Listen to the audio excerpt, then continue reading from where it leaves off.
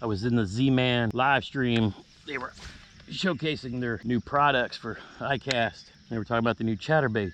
Because I like the chatterbait so much, I was like, what rod do you recommend? So they said, say Croix.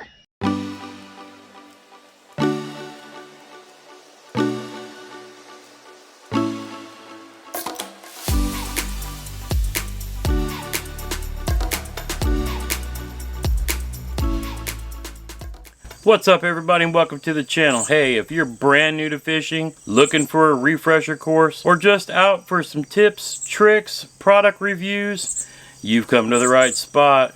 It's absolutely free to click that subscribe button, bang that little bell icon so you get notified whenever I upload a new video.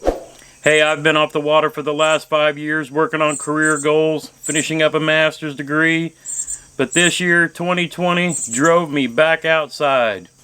And since I picked up a rod and reel this year, the single bait, the bait that's caught more fish for me this whole year, the mother of all baits for me, has been the Z-Man Chatterbait.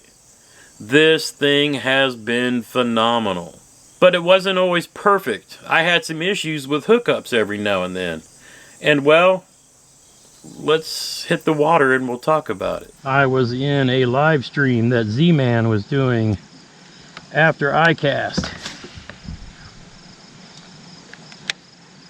And I mentioned how much I love the chatterbait. First I asked what line people like to throw it on. And they said 12, 15 pound fluorocarbon. And I asked what rod they recommend, what kind of rod. And they said St. Croix. And I'm a fan of St. Croix because I have 2 of their Mojo yak rods, which are full-size fishing rods with shorter handles for those in kayaks. And so I went and looked at some of the St. Croix rods, and I sent them a model of one I thought would be a good idea. And they said to look at the Mojo glass rod, the ribbon chatter. So I went and found it. And I was like, all right, that is pretty awesome. And the next thing I know, I got one showing up on my front porch. This is the most generic version of the chatterbait. This is the $5 one that you can get your small mart store. Z-Man also makes higher end ones that have a little bit better, you know, hook, or a little bit better keepers here on the end. But for now, I mean, this little $5 one and this $5, $6 bag of these razor shads, which are made of Elastec. Look at this. These things, I don't know how Z-Man makes any money, because they sell them cheap and they're durable. I mean, you can catch hundreds of fish off of one. The only reason why you would need another is because you broke it off or lost it. But this glass rod is amazing. I wanted something, and which is why I asked for a recommendation to fish with this chatterbait that I probably throw at least 85% of the time I'm fishing. I can't put it down because this thing just catches fish. And I was out here last weekend, and I think I had 7 strikes and hooked every single one of those fish.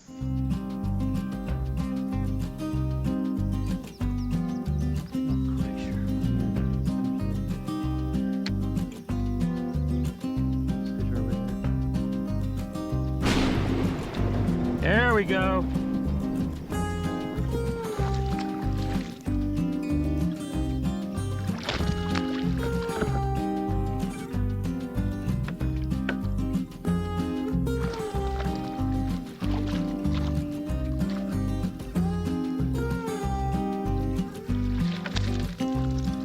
Chatterbait, baby! Let's go! Oh, I found a stump there. I found a fish. Let's go! Chatterbait! Woo!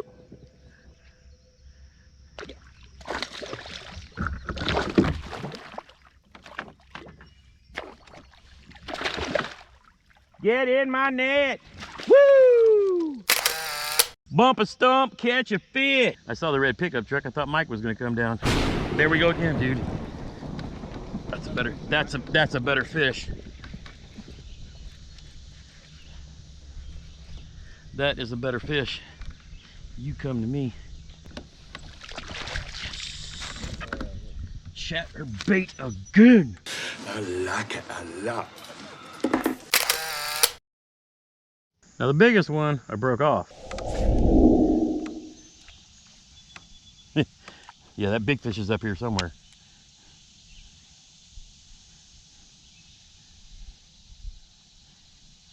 So I caught one bandito bug, 5 chatterbaits. I need to go catch a fish with a Ned rig around those. Another good one. That might be the one I just missed. You definitely got something going on different than I do. Keep throwing it, dude.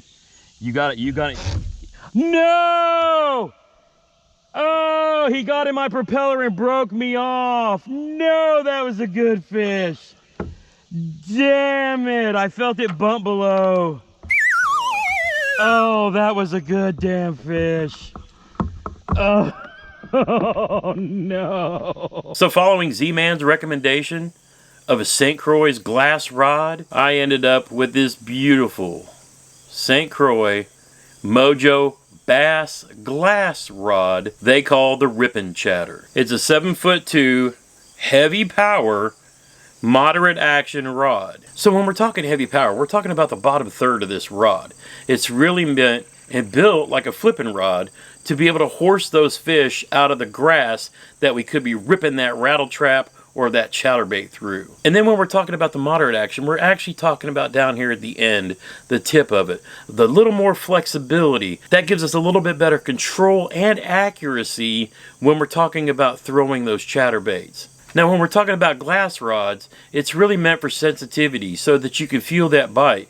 But also when you go to set the hook, you don't actually pull the bait away from the fish too fast. So this rod is really great for crankbaits, lipless crankbaits, swim jigs, and of course chatterbaits. And as I've recently learned in my hiatus away from bass fishing, the chatterbait has probably won more money in professional events than any other bait, or maybe all of them combined. And I, for one, as soon as I picked one up and started throwing it, messing around with different trailers, oh man. But my problem was I wasn't always getting the hook set. I just wasn't getting those fish in the yak. So after getting that advice from Z-Man, looking up the St. Croix rods, finding out they literally built a rod just for the chatterbait, oh man, I was all in. Now back in my tournament days, all I ever used were Shimano Curados. They were the best of the best back in the day, and that's what I had. But of course, over the years, I had sold this and that. I kept some spinning rods. We had some little chibi kayaks that we would go out and get on some ponds with. But wanting to modernize, I started looking around. Started out with some Lew's rods and reels, and ended up really liking the Lew's reels. So when I first got this rod, I took the Team Lew's custom black reel off of the combo that I had, and stuck it on here. And man, loved everything about it. But I wanted to be able to put that reel back with that rod, because that was more of my Texas rig rod and reel. So I then upgraded to a Lew's Custom Pro, which was a perfect reel for this setup. Yeah, it's skipping reel by Lew's.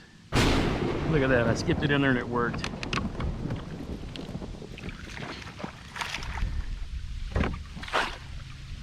I skipped this chatterbait back there and it worked. That is awesome. But I'm not gonna lie, I was shopping around looking at fishing gear on Amazon one day and noticed that they had cut the price of the Lew's Pro TI, their top bait casting reel. They cut it down by $50. And then I remembered I had like $100 on my Capital One rewards card. Quicksilver, you've always earned unlimited 1.5% cash back on every purchase everywhere. It doesn't get much simpler than that. What's in your wallet?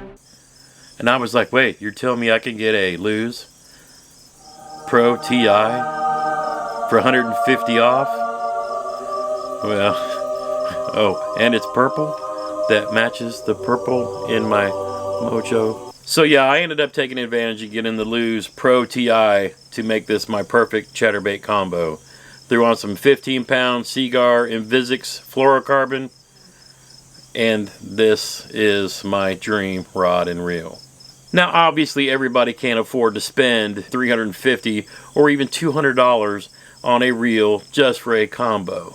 But Lew's makes plenty of reels up and down the line that would still make this a perfect combination for people. Now why would I focus on spending X amount of money on one method of fishing? I've kept in mind something that's stuck in the back of my head that I heard Chad Hoover say in one of his YouTube videos when it came to rod and reel expense versus the time you fish it. And it's a simple quote: invest the most in the things you fish the most. Now that makes sense. If I throw a chatterbait almost all the time I'm out fishing, for me, as I gear up to think about considering fishing tournaments again, if the chatterbait is what I throw almost all the time, then that's where I decided to put my hard-earned money. I'm never going to get back to the days where I have 20 different rods and reels that I carry around for tournament fishing. If I start fishing tournaments again, it's going to be out of a kayak, and it's going to be 4 rods and a 5th rod if I throw in my spinning rod for the Ned rigs and things like that. Now, am I going to invest as much in those combos as I did with this one?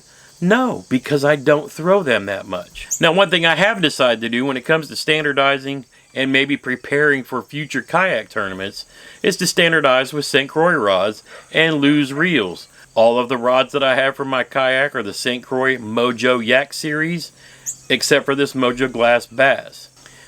But if you love the chatterbait as much as I do, highly recommend this St. Croix Mojo Bass Glass Rip and Chatter rod. So enough of the chit chat sitting here on the chit chat sitting here on the porch at Hickman Ridge. Let's go out to the water and see this bad boy in action.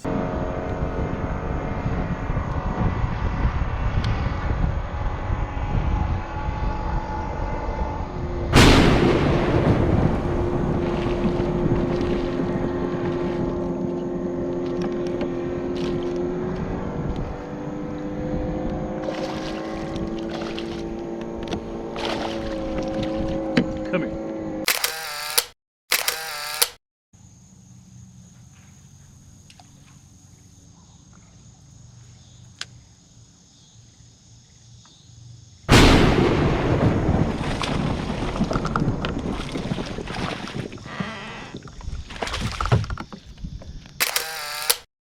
And there we have it. Man, this rod is sweet. And it just flat pins them. Hey, if you like videos like this, be sure to hit that thumbs up button. It helps YouTube promote it to other people looking for videos like this. If you've got friends or family members who are brand new to fishing and want to learn from the very beginning, I've got a playlist right here that you can share that might help them out. Until next time, get outside and get to fishing.